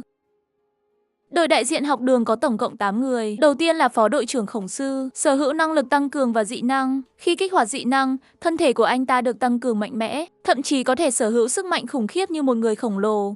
Cộng thêm chiến sĩ thân Đông Linh cũng sở hữu năng lực tăng cường. Mỗi người mỗi dị năng, anh ta sở hữu dị năng huyết hồ yêu quái. Khi kích hoạt kỹ năng, tốc độ di chuyển và phản ứng cực kỳ nhanh nhạy. Vị trí, sát thủ, Diêu Phương sở hữu hệ nguyên tố và dị năng. Băng hàn lục quang, vị trí, pháp sư tầm xa. Hộ Uyển sở hữu năng lực hỗ trợ và dị năng, vạn chuyển linh quang, vị trí, hỗ trợ, có thể chữa trị vết thương cho người khác hoặc tăng cường sức mạnh. Đáng chú ý là Hộ Uyển có thực lực chiến đấu đứng trong top 10 bảng chiến lực. Điều này đủ để chứng minh khả năng hỗ trợ tuyệt vời của cô ấy. Về phần Táo Quan, sở hữu năng lực tăng cường và dị năng. Thân hình đồng, vị trí, chiến sĩ. Khổng Thạch sở hữu nguyên tố lửa và dị năng, hóa hệ và dị năng. Linh Hỏa Mãn Lạc, vị trí, pháp sư. Tô Nhược Vân sở hữu hệ hỗ trợ và dị năng. Ôn Nhu Linh Thủy, vị trí, hỗ trợ. Tất cả mọi người đều đã trình diễn các chiến tích và phong cách chiến đấu của mình. Sau khi mọi người thể hiện xong, đã trôi qua 1 giờ. Những giờ tiếp theo, dưới sự chỉ huy của Dương Trấn Thiên, Mạch Đăng và những người còn lại dần cải thiện sự phối hợp. Dị năng hỗ trợ của học tỷ Hộ Uyển thật sự rất hữu dụng, tăng cường đơn thể cho cả đội lên tới 30%. Thật là bá đạo. Mãi cho đến 6 giờ chiều là buổi huấn luyện đầu tiên kết thúc, cuối cùng cũng đã kết thúc. Từ hôm nay đến ngày mồng 8 tháng 3, mỗi ngày từ 2 giờ đến 6 giờ chiều sẽ là thời gian huấn luyện cho đội nhóm. Điểm chính cũng sẽ diễn ra tại đây. Hôm nay huấn luyện đến đây thôi. Mạch Đăng, cậu ở lại một lát, các người khác giải tán. Đội trưởng, vậy chúng tôi đi trước. Đội trưởng, hẹn gặp lại. Đội trưởng, tạm biệt. Trước khi rời đi, tất cả mọi người đều mỉm cười. Chào tạm biệt Mạch Đăng, không ai coi cậu là một vị đại nghĩa quân, mà là một người ngang cấp, thậm chí còn cao hơn. Tự nhiên đối đãi với Mạch Đăng rất vui vẻ. Hẹn gặp lại. Thế nào rồi sau buổi huấn luyện đội nhóm chiều nay? Cảm giác thế nào? Trước kia tôi bất kể là đi khu hoang dã hay là nhiệm vụ, đều là một mình. Có đồng đội, quả thật sự hỗ trợ rất lớn. Có đồng đội và không có đồng đội, tất nhiên là hai trạng thái hoàn toàn khác biệt. Nếu sau này cậu đi khu hoang dã, có thể rủ họ cùng đi đội với cậu. Tôi tin họ nhất định sẽ không từ chối. Thôi, để sau đi, tôi thích một mình hơn. Có quá nhiều người lại giành hết chiến công. Như vậy, điểm dị năng của tôi lại bị giảm mất.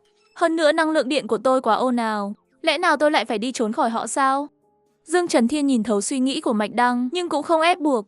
Đúng rồi, lần này khi đội giải tán, các đội viên khác có thể thay đổi. Chỉ có mỗi cậu cần luôn có mặt trên chiến trường. Cậu có thể chấp nhận điều này không? Không vấn đề, vậy là tốt.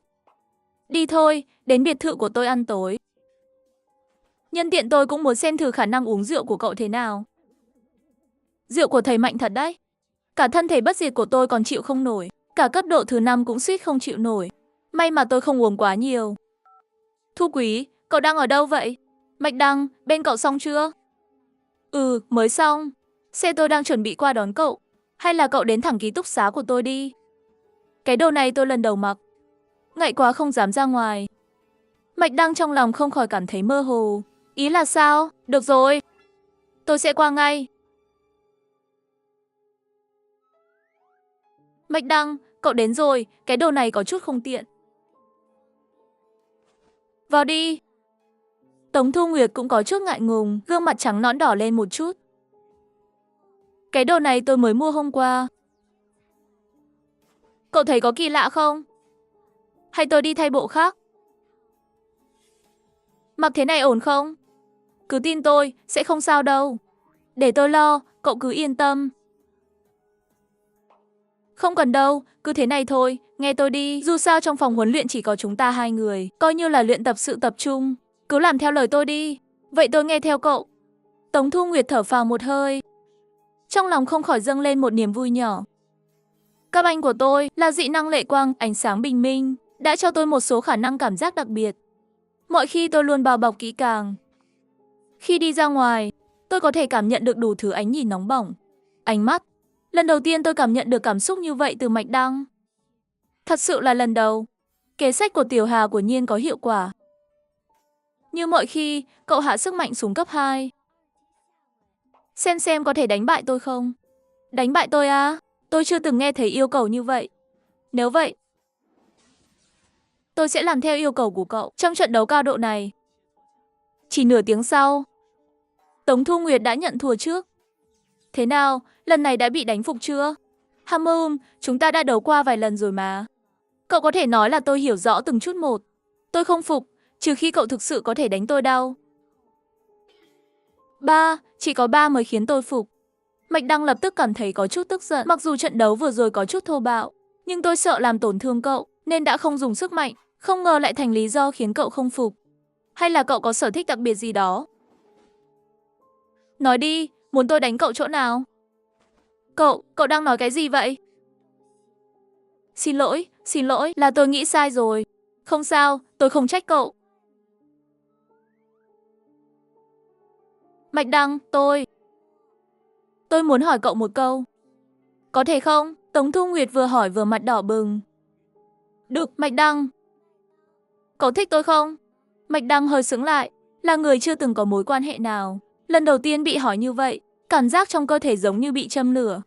Cả người như bùng lên, anh nhanh chóng và nghiêm túc suy nghĩ về câu trả lời cho câu hỏi này. Tôi thích. Thật sao? Thật sự sao?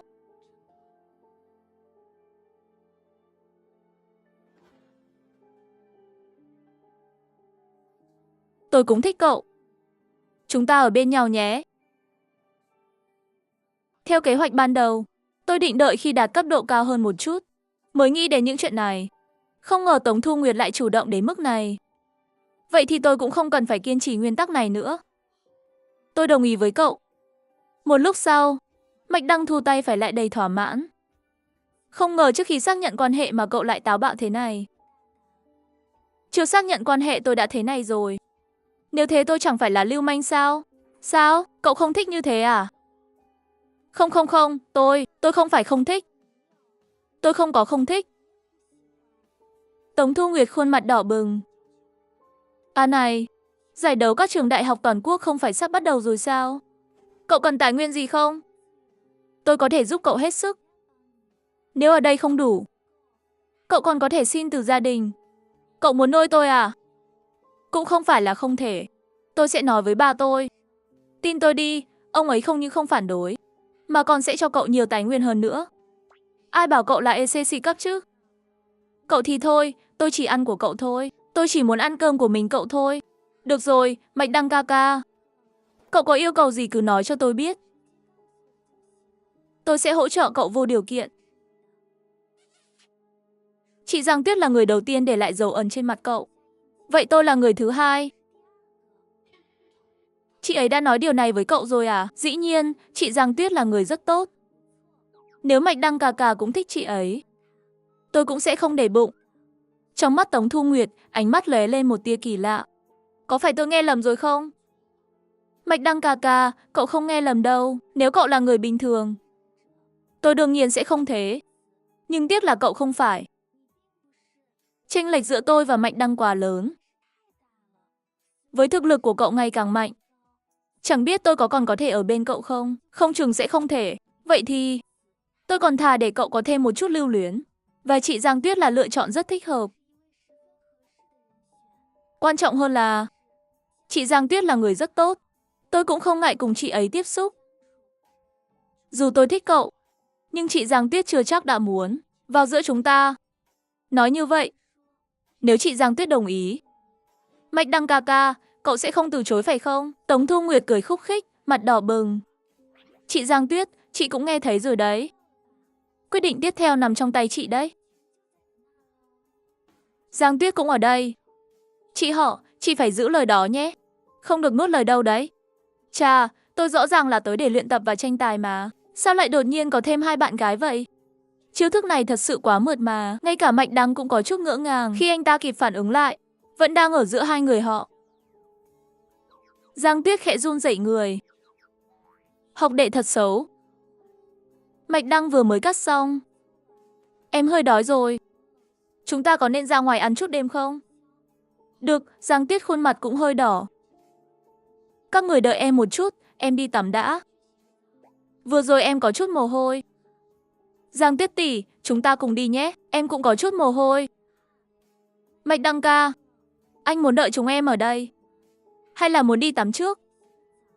Anh ấy mạnh như vậy, chắc chắn không đổ mồ hôi đâu, chúng em tự đi là được rồi.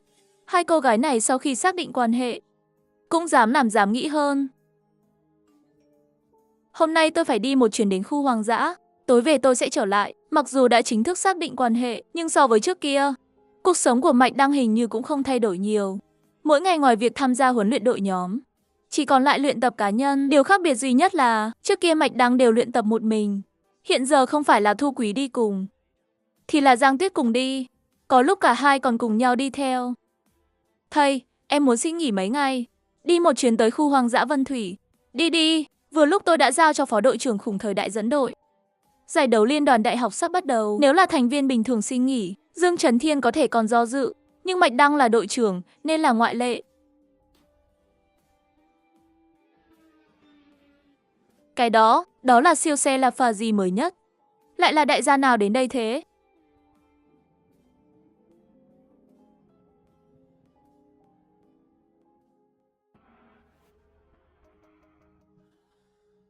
Ôi trời, đây là chiếc xe riêng của Giang Tuyết, tiểu thư Giang.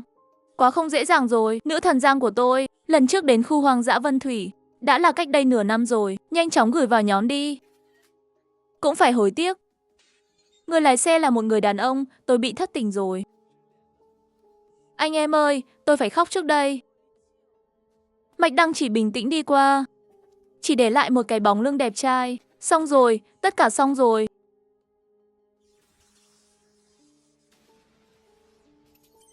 Đây chính là cuối khu hoang dã Nguyên Thủy. Nhớ lại lần trước bị Sở Triều đuổi chạy thảm hại. Giờ nhìn lại thì thấy thế này. Quả thật như cách biệt một thế giới. 500 tỷ có thể điểm cấp 2. Khi lên cấp, vẫn cảm thấy thú vật trong khu hoang dã Nguyên Thủy. Không ít chút nào. Giờ nhìn lại thì chẳng là gì. Xin hỏi ngài, có muốn mua hoa tươi không? Đây là đặc sản, chỉ có vào mùa xuân khu hoang dã Nguyên Thủy. Hoa bạch sắc cấp S. Có tác dụng làm tỉnh táo đầu óc. Cho tôi 2 bó. Vâng, thưa ngài. Chờ một chút, lấy 3 bó đi. Chào mừng ECC đến thăm. Thư viện thành tích đã mở quyền truy cập cao nhất cho bạn. Tiểu Ý Vân lâu rồi không gặp. Như thường lệ, giúp tôi liệt kê tất cả các thành tích liên quan đến súng điện xét cấp EC. Vâng, ngay lập tức sẽ lọc cho bạn. Trước kia tôi học thần lôi thuật và lôi thần chỉ. Có khả năng bộc phát cao nhưng thời gian chuẩn bị lâu. Còn trong thi đấu đơn, cần nhanh, chính xác và mạnh mẽ. Chính là nó, lôi quá mài sắt súng. Tiểu Y Vân, nhanh chóng đưa cho tôi thành tích của lôi quá mài sắt súng. Tôi không thể chờ đợi nữa rồi. Lòng nóng vội không ăn được đậu hủ nóng. Cần tôi mô phỏng hình ảnh chiến đấu hỗ trợ học tập không? Chiến tích này rất sâu sắc đấy. Không cần đâu Y Vân, tắt máy đi. Như thường lệ, tôi sẽ tự nghiên cứu một lượt. Thêm điểm thần lục và giảm 3.200 điểm dị năng. Lôi quá mài sắt súng nâng cấp lên cấp sơ cấp.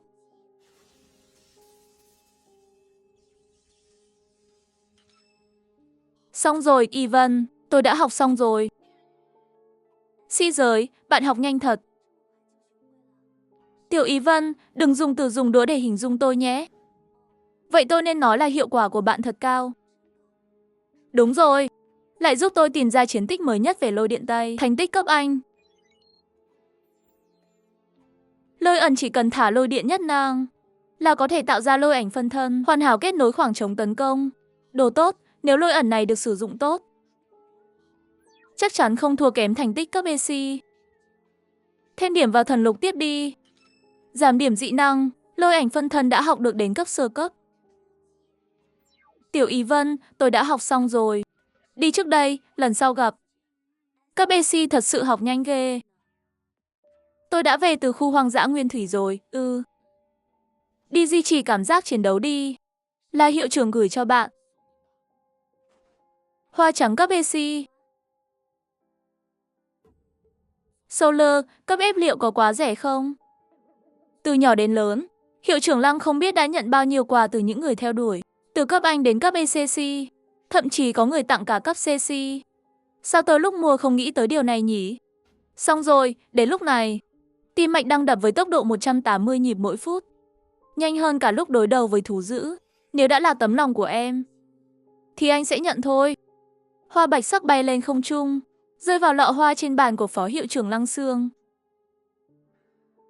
Xem ra, hiệu trưởng Lăng vẫn khá coi trọng món quà tôi tặng. Hiệu trưởng Lăng, nếu không có gì, tôi đi trước đây.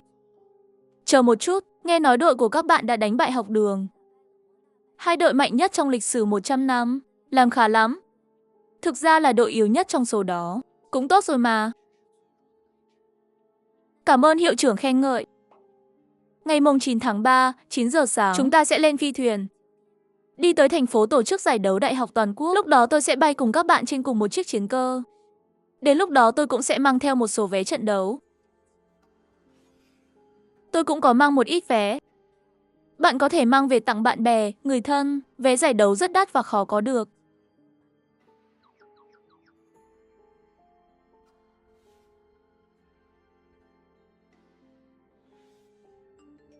Bạn lại có nhiều vé như vậy. Vậy là bạn thật có tâm rồi. Dì nhất định sẽ đi xem các bạn. Phần còn lại này bạn tặng cho Thụy Vận và mấy người nhé. Chị Thụy Vận, tôi sắp về đến nhà rồi. Đợi em về rồi ăn cơm nhé. Lôi Đề cố lên.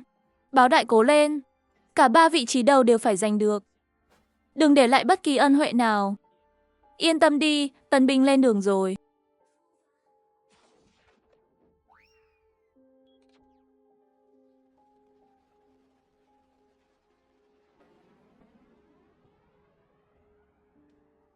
Hiệu trưởng Lăng, hay là tôi vẫn qua khu vực của đội viên đi. Ngồi đây không phải bạn thích thực chiến sao? Giải đấu lần này ở Nam Kinh rất hợp với bạn. Thanh Đại gần với ma động số 5. Không có quái thú cấp D. Toàn là những nhân vật mạnh từ cấp 3 trở lên. Đến đó bạn sẽ rất thích.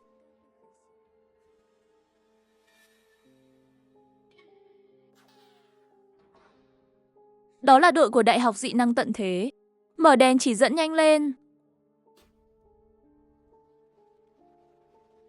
Chào hiệu trưởng.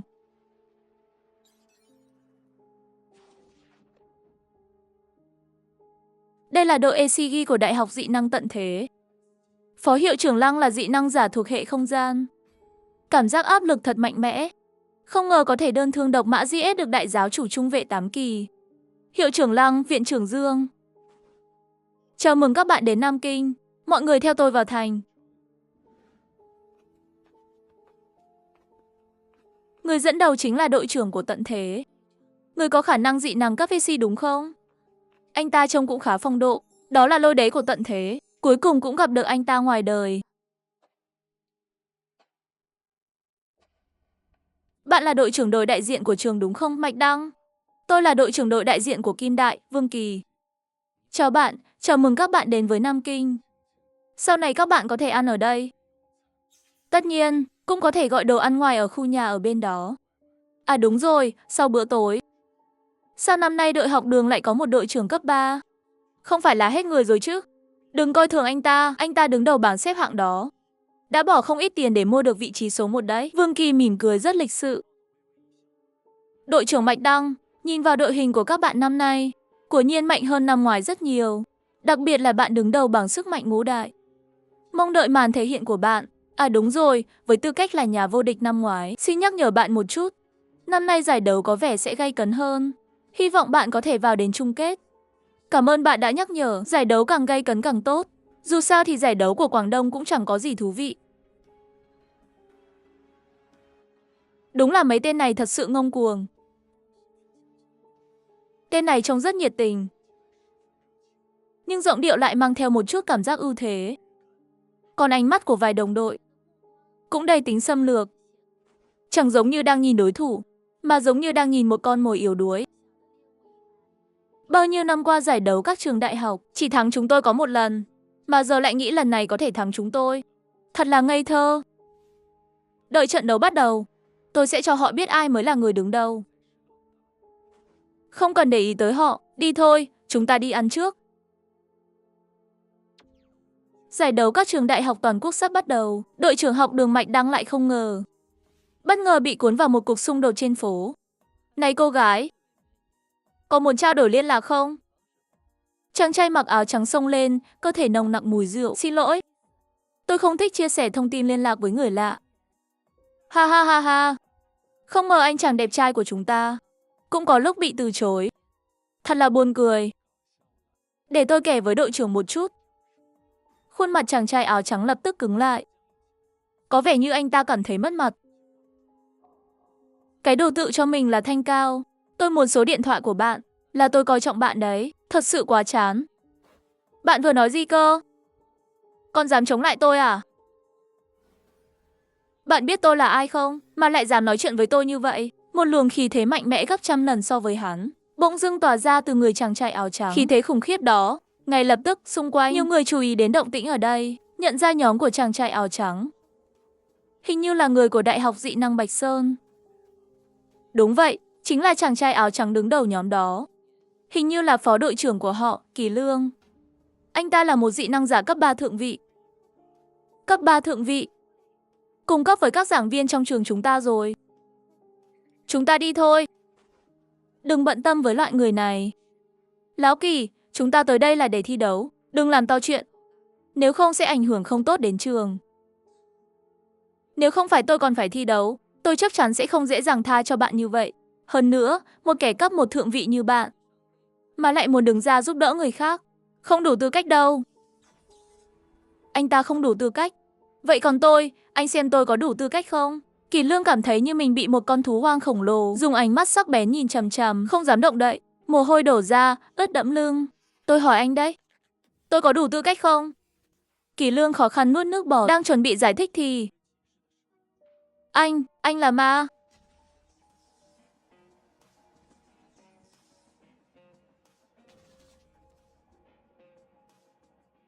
Không nói gì phải không? Tốt lắm, bên cạnh đó. Chu Minh Dương và những người khác đều đồng loạt sáng mắt lên. Mạch đang cảm thấy đau. Đau quá, phó đội trưởng đội Bạch Sơn, Kỳ Lương ngã xuống đất phát ra tiếng rên rỉ đau đớn. Không thể nào, tôi là hệ cường hóa, dị năng cấp 3 đỉnh phong mà. Anh ta chỉ đánh một cái thôi mà, không thể bị thương nghiêm trọng như vậy được. Đó là đồng phục của học đường. Tôi biết anh ta là ai rồi. Anh ta là học đường, Lôi Đế. Mạch Đăng, học đường Mạch Đăng. Chúng tôi không gây sự với anh, tại sao anh lại đánh phó đội trưởng của chúng tôi? Các người thực sự không gây sự với tôi. Nhưng thật tiếc, các người đã gây chuyện với chị họ và bạn tôi rồi. Chị họ, bạn. Nếu tính ra thì đúng là chúng tôi đã sai trước. Nhưng nếu chúng tôi không làm rõ chuyện này, thì phó đội trưởng của chúng tôi chẳng phải sẽ bị đánh đập vô cớ sao? Chuyện gì vậy? Đội trưởng, anh cuối cùng cũng đến rồi. Tôi chỉ muốn đùa thôi. Các người làm gì mà gây chuyện thế này? Đây là Mạch Đăng của học đường, phải không? Tôi biết anh rồi, chuyện này đúng là chúng tôi sai trước. Nhưng mà các đội đều tham gia giải đấu. Sao anh lại ra tay nặng vậy? Có phải hơi quá không? Ra tay nặng lắm sao? Tôi chỉ tát một cái thôi mà, các người. Các người cũng là đội tham gia giải đấu. Là đại diện của trường nào vậy? Anh không biết sao? Chúng tôi nhìn anh là nhận ra ngay, anh không nhận ra chúng tôi à? Vậy mà anh lại không biết, chúng tôi là đại diện của Đại học Dị năng Bạch Sơn. Tôi là đội trưởng, Kỳ Lương. Theo quy định của giải đấu, các đội tham gia giải không được đánh nhau ngoài sân. Nếu phát hiện những hành động nghiêm trọng, sẽ bị tước quyền tham gia, kể cả đội học đường cũng không ngoại lệ. Mạch Đăng, nếu anh không xin lỗi chúng tôi, đừng trách tôi báo cáo lên Bộ Giáo dục. Dù là học đường cũng vậy. Dám động tay động chân ở đây, tôi sẽ khiến anh bị loại khỏi giải đấu. À, không sao đâu. Tối nay tôi sẽ báo cáo ngay. Khuôn mặt của anh ta ngay lập tức chuyển thành màu gan heo. Mạch Đăng của học đường, anh cũng giỏi thật đấy, chúng tôi đi thôi. Mạch Đăng, liệu anh không sao chứ? Không sao, chuyện này vốn là do bọn họ gây ra. Dù có bị báo cáo thì cũng là lỗi của bọn họ. Hơn nữa giải đấu cũng không thể vì chuyện nhỏ như vậy mà hủy bỏ tư cách tham gia của tôi được, nên không sao đâu. Ê, sao anh lại một mình vậy? Không dẫn bạn gái đến sao? Cô ấy đi tàu cao tốc muộn hơn các anh một chút. Chúng tôi còn phải đợi một lúc. À đúng rồi, dì nhỏ họ đâu? Sao tôi không thấy họ? Họ còn ở phía sau. Chắc ngày mai mới đến thôi. Chúng ta đi tìm chỗ nghỉ ngơi một chút nhé. Được, đi thôi. Đội trưởng, chuyện này chúng ta không thể bỏ qua như vậy được.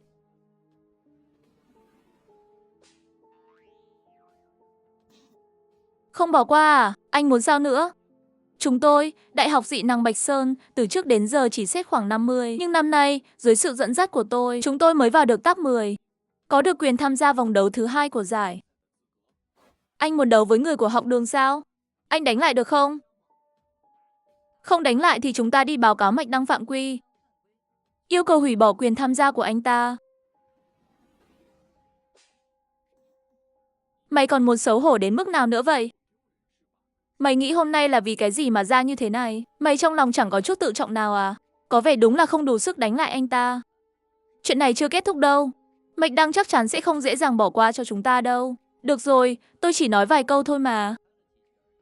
Làm sao mà bị đánh đến mức này rồi? Mạch Đăng mà còn không tha cho chúng ta sao? Lúc này lo lắng. Giờ mới sợ hãi, lúc trước sao không nghĩ tới.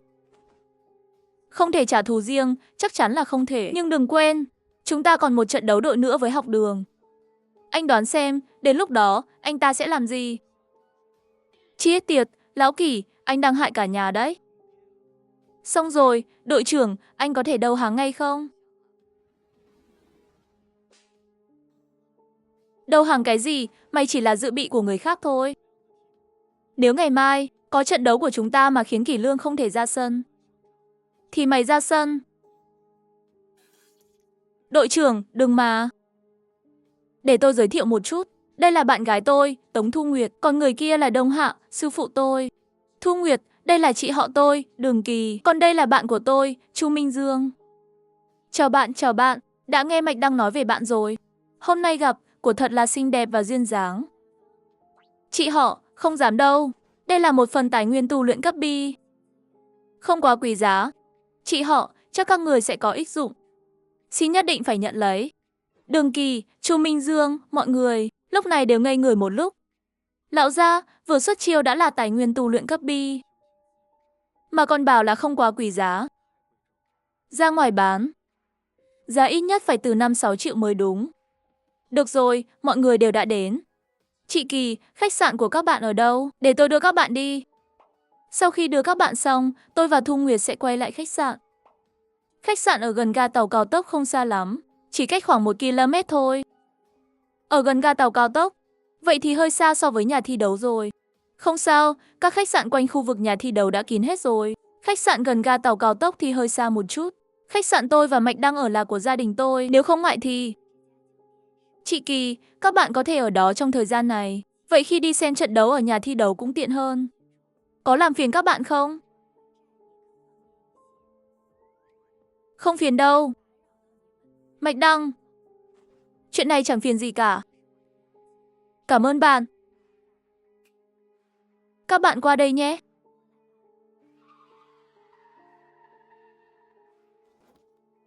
Cô chủ, chúng tôi đến rồi. Ngay cả tài xế cũng là người có năng lực 3 cấp đỉnh cao. Quá mạnh mẽ. Nếu ở Giang Thành chúng tôi, chắc chắn là bậc thống trị rồi. Sao rồi, tôi thể hiện tốt không? Tốt đấy, nhưng mà anh từ Tứ Xuyên gọi người đến. Cũng hơi phiền phức đấy. Lần sau không cần như vậy nữa. Không đâu, những người này đều là người của gia đình tôi đóng quân ở Bắc Kinh. Chỉ là tôi nhờ họ qua đón chúng ta thôi. Họ biểu hiện rất tốt. Thể hiện tốt như vậy, có muốn tôi thưởng cho bạn không? Anh thật là xấu. Nếu Thu Nguyệt chị cũng ở đây thì tốt rồi. Không sao đâu, bỏ qua cho anh ấy đi. Sau khi chị ấy thi xong chứng chỉ dược sĩ, sẽ qua đây ngay thôi.